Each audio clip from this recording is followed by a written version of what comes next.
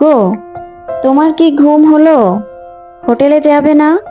বেলা তো কম হলো না, এখনো নাক ডেকে যে ঘুমাচ্ছ। নাক ডেকে ঘুমালে কাজে যাবে কখন? আরে তাই তো, বেলা তো অনেক হয়ে গেছে। আমি এক্ষুনি কাজে যাচ্ছি গিন্নি। হ্যাঁ গো, কাজে যাবার আগে একটু খেয়ে যাবে না? না গো গিন্নি, আজ অনেক দেরি হয়ে গেছে। খেতে বসলে আরো দেরি হয়ে যাবে, তখন যে মালিকের হাতে বোকা খেতে হবে। ওগো, আমি বলি কি, তুমি এই কাজটা ছেড়ে দাও, অন্য কাজ খোঁজো। দিন রাত খেটে তো ঠিক মতো ঘুমাতেও পারো না, ঠিক মতো খেতেও পারো না। প্রতিদিন সকালবেলা কাজে বের হও, আর বাড়িতে ফেরো সেই গভীর রাতে। এটা দেখতে যে আমার কাছে ভালো লাগে না গো। আমি বলি কি, ওই মহাজনের কাছে তুমি আর কাজ করো না। কাজটা ছেড়ে দিলে তো আর কোনো কাজ পাবো না, তখন এই সংসারটা কিভাবে চলবে বলো? এমনিতেই আগের কাজ চলে যাবার পর এই কাজটা খুব কষ্টে পেয়েছি। এই কাজটাও চলে গেলে সবাইকে নিয়ে পথে বসতে হবে।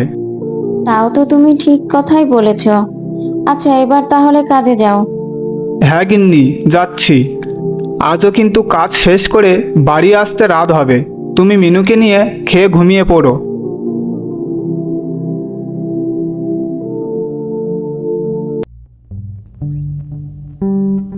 কি রে রতন, সকাল থেকে দেখছি তুই একাই হোটেল সামলাচ্ছিস। তাও মতিন কোথায়? ও এখনো আসেনি? না মালিক, ও আজকেরও কাজে দেরি করে আসবে।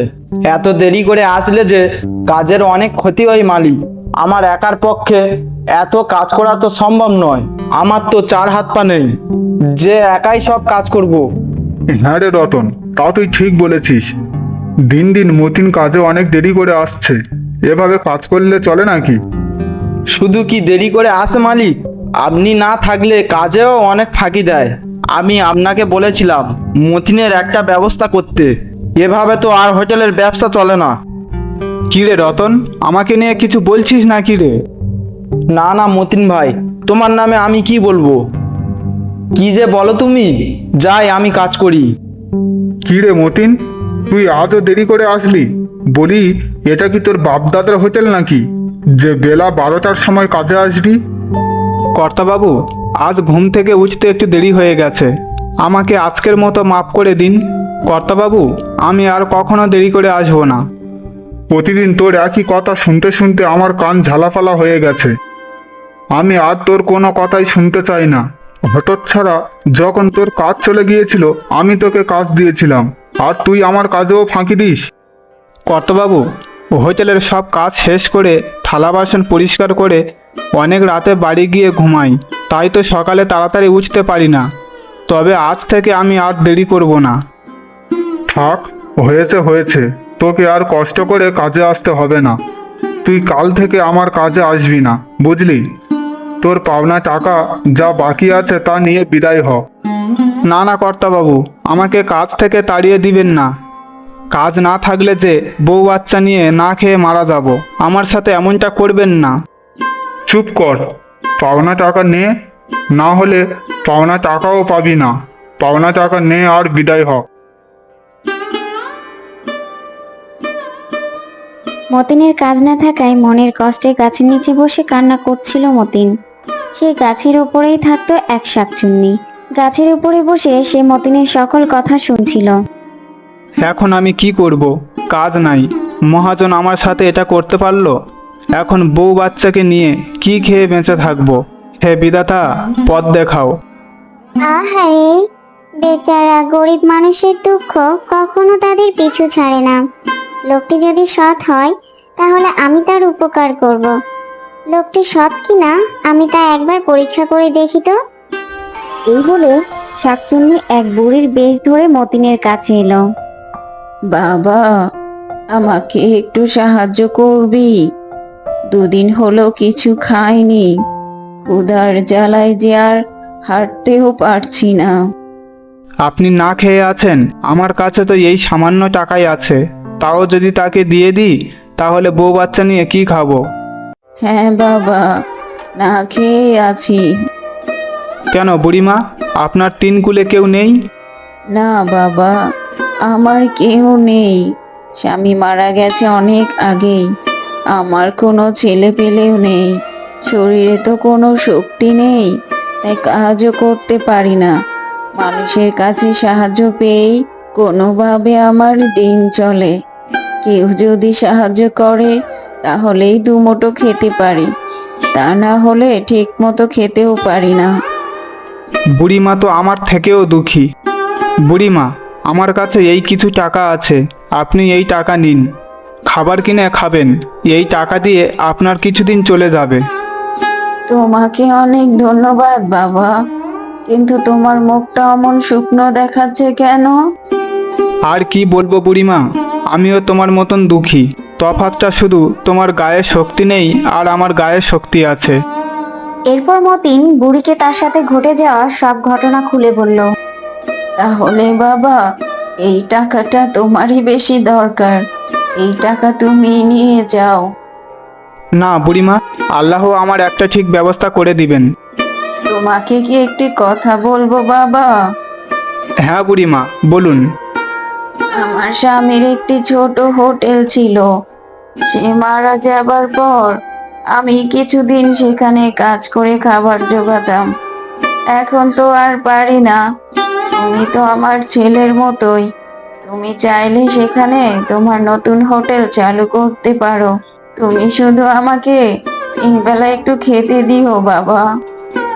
আচ্ছা বুড়িমা, আমি আমার গিন্নিকে বলে দেখি, তারপর তোমাকে জানাবো। তা তোমার বাড়ি কোথায় গো? কিছু দূর গেলেই আমার বাড়ি। কি গো, আজ এত তাড়াতাড়ি চলে এলে যে? তোমার কি শরীর ঠিক আছে নাকি, নাকি শরীর আবার খারাপ হয়ে গেল? আর বলো না গিন্নি, আজ অনেক দেরি করে কাজে যাওয়ায় কর্তাবাবু আমাকে কাজ থেকে বের করে দিয়েছে। যাক, ভালোই হয়েছে। ওই কর্তাবাবুর কাজ করতে করতে তুমি যে তাড়াতাড়ি অসুস্থ হয়ে পড়তে, আর কাজ করতে করতে ঠিক মতো না পারো খেতে, না পারো ঘুমোতে। কিন্তু গিন্নি, এখন থেকে আমাদের সংসারটা চলবে কিভাবে? বিধাতা যা কপালে রেখেছে তাই হবে। কিন্তু তার আগে বলো তো, তোমাকে কি তোমার মহাজন তোমার পাওনা টাকা দিয়েছে? আর বলো না গিন্নি, কর্তাবাবুর দেওয়া পাওনা টাকা নিয়ে ফেরার পথে এক বুড়িমার সাথে দেখা হলো। তিনি অনেক ক্ষুধার্ত ছিলেন, সাহায্য চাইলেন, তাই ওই টাকাগুলো তাকে দিয়েছি। তার তিনকুলে কেউ নেই। আচ্ছা, দিয়েছো, ভালো হয়েছে। আল্লাহ আমাদের একটা ব্যবস্থা ঠিকই করবে, দেখো। আরে শোনোই না সব কথা। কি কথা গো, বলো। ওই বুড়িমার স্বামীর নাকি একটা হোটেল ছিল, এখন তার বয়স হয়ে গেছে, স্বামীও মারা গেছে। তাই বুড়িমা বলল তার সেই পুরনো হোটেল আমি আবার চালু করি। তার বিনিময়ে তাকে শুধু 3 বেলা খাবার দিতে হবে। আলহামদুলিল্লাহ, এটা খুবই ভালো কথা। উনি ঠিক কথাই বলেছে। এবার তুমি নিজেই একটা ভাতের হোটেল দাও, আর বুড়িমার কেউ না থাকলে আমরাই না হয় তার দেখাশোনা করব। তা না হয় বুঝলাম, টাকা পাবো কোথায়? ব্যবসা দাঁড় করাতে তো অনেক টাকা লাগবে। আমি থাকতে তুমি এত চিন্তা করছো কেন? আমার যে সোনার বালা আছে না, তা বিক্রি করে যে টাকা হবে ওই টাকা দিয়ে ছোট করে একটা ব্যবসা চালু করো। আর শোনো, খাবারের দাম খুব কম রাখবে, যাতে করে গরিব মানুষরাও সে খাবার খেতে পারে। আচ্ছা গিন্নি, তাহলে আমার আর বুড়িমার কথা মতো সস্তা মাংস ভাতের হোটেল খুলেই ফেলি। এরপর শাকচুন্নি তার জাদু দিয়ে একটি হোটেল বানিয়ে রাখে মতিনের জন্য, আর মতিন সেই হোটেলে তার সস্তা মাংস ভাতের হোটেল চালু করে। এই যে রহিম বাবু, আমার বিলটা কত হয়েছে? এই রতন, উনি কি কি খেয়েছে রে? আজ্ঞে কর্তাবাবু, উনি 1 প্লেট ভাত, 1 বাটি মাংস কষা, 1 বাটি ডাল খেয়েছে। তাহলে আপনার বিল হয়েছে 350 টাকা। কি, 350 টাকা? আরে ভাই, আপনি তো এখানে ডাকাতি করতে বসেছেন দেখছি। আমার আগেই দাম জেনে খাওয়া উচিত ছিল। আপনাকে তো জোর করে খাওয়াইনি, আপনি নিজেই খেয়েছেন। এখন বিল যা হয়েছে তা দিয়ে কেটে পড়ুন তো।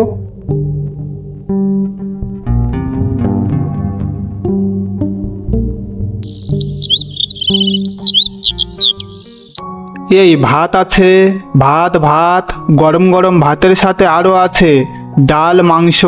আসুন ভাই আসুন, আসুন, সস্তায় মাংস ভাত ফুরিয়ে গেলে আর পাবেন না। কি বললে বাবু? সস্তায় মাংস ভাত? তা কত সস্তায় বিক্রি করছো শুনি? আসুন চাচা আসুন, আপনার কাছ থেকে দাম আরো কমিয়ে রাখবো। তা না হয় কম রেখো। তা কত কমে দিচ্ছ মাংস ভাত সেটা আগে বলো তো বাবু। গরম গরম এক থালা ভাত আর এক বাটি মাংস, মাত্র 100 টাকা, সাথে এক বাটি ডাল ফ্রি। কি বললে বাবা? ঠিক মতন শুনতে পাইনি। যা বলেছি তা ঠিকই শুনেছেন চাচা, মাত্র 100 টাকায় মাংস ভাত। কি বললে বাবা? মাত্র 100 টাকা? তা মাংস আবার পচা দেবে না তো? না না চাচা, একেবারে টাটকা মাংস, সুজন কসাইয়ের কাছ থেকে কিনে আনা। এসব কি বলছো বাবা? তাহলে জলদি করে আমার এক থালা ভাত দাও তো। অনেকদিন মাংস দিয়ে ভাত খাইনি, আজ পেট ভরে মাংস ভাত খাবো। হ্যাঁ চাচা, এখনই দিচ্ছি। এই যে ভাই, এক বাটি ডাল দিয়ে ভাতের দাম কত হবে? আমার কাছে মাত্র 200 টাকা আছে। এই টাকায় কতটুকু ডাল ভাত পাবো আমি? এসব কি বলছেন বোন? 200 টাকায় ডাল ভাত নয়, বরং 2 প্লেট মাংস ভাত পাবেন। 200 টাকায় মাংস ভাত? মাংস ভালো হবে তো, নাকি আবার কাকের মাংস দিচ্ছেন? না না বোন, আমি অসৎ ব্যবসা করি না, টাটকা মাংস, একবার খেয়েই দেখুন। আচ্ছা, দিন তো দেখি, খেয়ে কেমন লাগে মাংস ভাত। কি রে রতন, আজ রান্নাটা ভালো হয়নি নাকি? খদ্দের এত কম এসেছে কেন? আজ্ঞে কর্তা বাবু, আজকের রান্নাটা ঠিক আছে, তবে খদ্দের অনেক কম এসেছে। কেন, আজকাল মানুষ হোটেলে খাওয়া কমিয়ে দিল নাকি? না না কর্তা বাবু, মানুষ হোটেলে খাওয়া কমায়নি, তবে তারা অন্য কোথাও খাচ্ছে, আর সেটা অন্য কোথাও না, ওই মতিনের হোটেলে। কি বললি রতন? মতিনের হোটেল মানে? হ্যাঁ, আমি সত্যি বলছি। মতিন রাস্তার ধারে সস্তায় মাংস ভাতের হোটেল দিয়েছে। ওর হোটেলে মাংস ভাত অনেক সস্তা হওয়ায় সবাই ওর হোটেলেই খেতে যাচ্ছে। বলিস কি রতন, হতচ্ছাড়া আমার হোটেলে কাজ করে আমাকেই পথে বসাতে রাস্তায় নেমেছে? না না না, ওকে যেভাবেই হোক থামাতে হবে। কিন্তু কিভাবে কর্তা বাবু? মতিনকে কিভাবে থামাবেন? সবাই যে ওর দোকান থেকে সস্তায় মাংস ভাত কিনে খায়। শোন রতন, আজ মশাল ঠিক করে রাখিস, চুপি চুপি রাতে ওর বাড়ি গিয়ে যে করেই হোক ওই সস্তা ভাতের হোটেলের 12টা বাজিয়ে ছাড়বো। হা হা হা হা হা।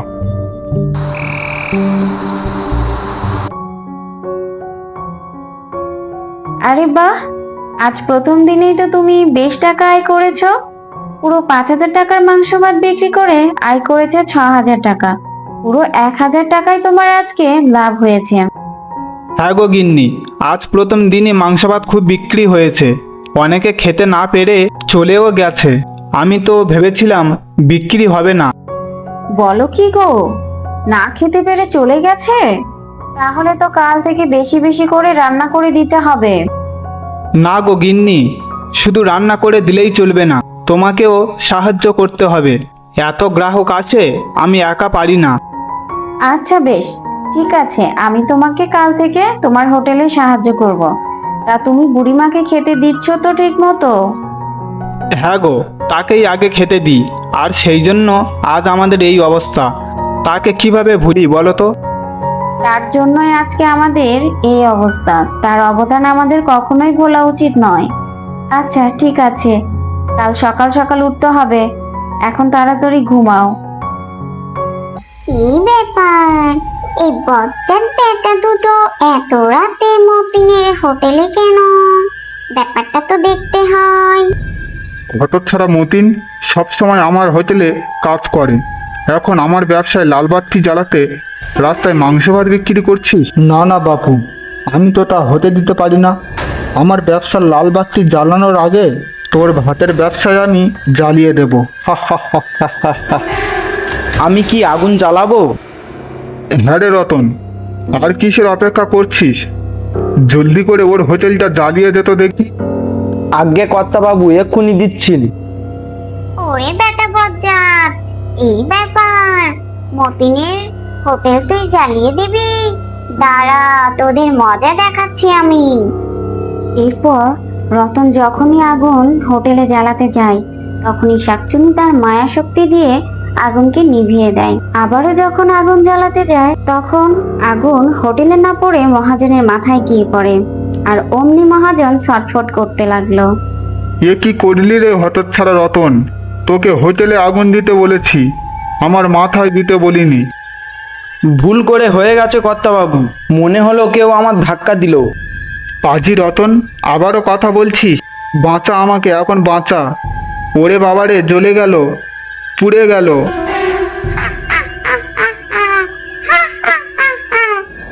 এই বলে পরের ক্ষতি করতে গেলে সবার আগে নিজের ক্ষতি হয়। ওরে বাবারে, এটা আবার কি? এ তো শাকচুন্নি। হ্যাঁ, আমি শাকচুন্নি। তুই অন্যের জন্য যে কুয়া খুঁড়েছিস সেই কুয়াতে নিজেই পড়েছিস। আর যদি কোনোদিন মতিনীর ক্ষতি করতে চাস তাহলে সেদিন আমি তোদের ঘাড় মটকাবো, আর তোদের ঘাড় আর মাথাকে চিবিয়ে চিবিয়ে খাবো। ভুল হয়েছে আমাদের, আমাদের ক্ষমা করে দাও। আর কখনো এমন ভুল করব না।